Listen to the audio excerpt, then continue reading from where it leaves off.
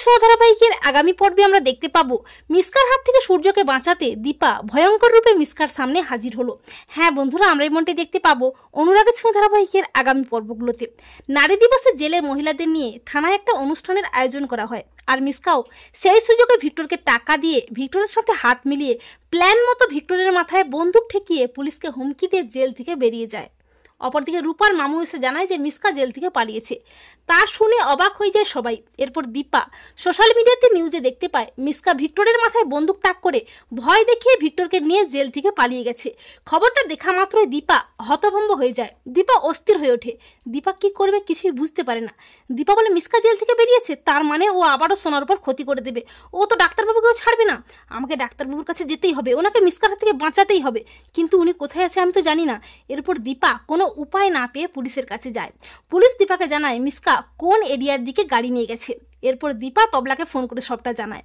তবলা জানিয়ে দেয় সূর্য কোনো গ্রামে আছে। তখন দীপা সূর্যকে মিসকার হাত থেকে বাঁচাতে তবলার দেওয়া ঠিকানায় পৌঁছে যায়, সেই গ্রামে যেখানে সূর্য আছে। কিন্তু সূর্যের কাছে দীপার যাওয়ার আগেই পৌঁছে যায় মিসকা। মিসকাকে দেখে চমকে যায় সূর্য। মিসকা সূর্যের দিকে বন্দুক তাক করে হুমকি দেখায় সূর্যকে। আর ঠিক তখনই পৌঁছে যায় দীপা।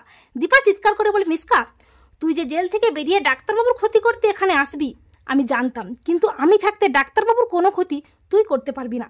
এই বলে দীপা মিসকাকে সজোরে ধাক্কা দিয়ে মিসকার হাত থেকে বন্দুকটা ছিনিয়ে নিয়ে মিসকার দিকেই বন্দুকটা তাক করে।